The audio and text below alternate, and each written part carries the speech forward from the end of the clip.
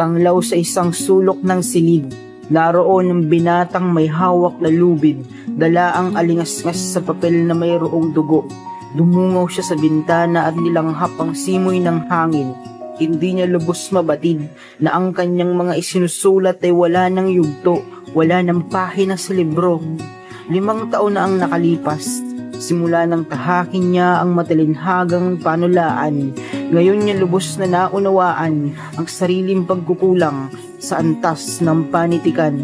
Mayroon pa rin takot sa dibdib na hanggang ngayon ay nagigising tuwing sasapit ang gabi. Ang takot na iyon ay nandito pa rin dahil kapag wala ng tinta ang panulat, wala na rin itong silbi. Paulit-ulit na bumabalik sa nakaraan kung saan ang takot ay nagiging walang hanggan. Daladala ko pa rin ang takot na baka dumating ang panahon na ang lubid ay hindi na mapatid. Nakakulong ako sa kahapong umaasa na sana ang takot ay alisin. Pero hindi, sapagkat may kasunduan at kasinungalingan sa mundo ng panulaan, ito ay ako rin.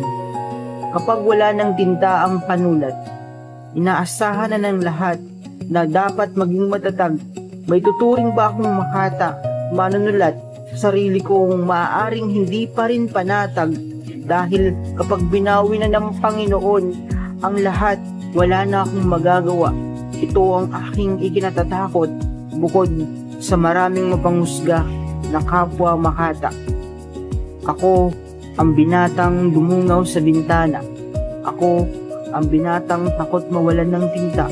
Takot akong mawalan ng sigla, ang akda, ang pahina, ang letra at tugma. Sapagkat habang buhay ko itong dadalahin hanggang sa pagtanda. Tandaan, ang takot na ito ay maaaring may kahulugan, may dahilan para sa magandang bukas at umaga.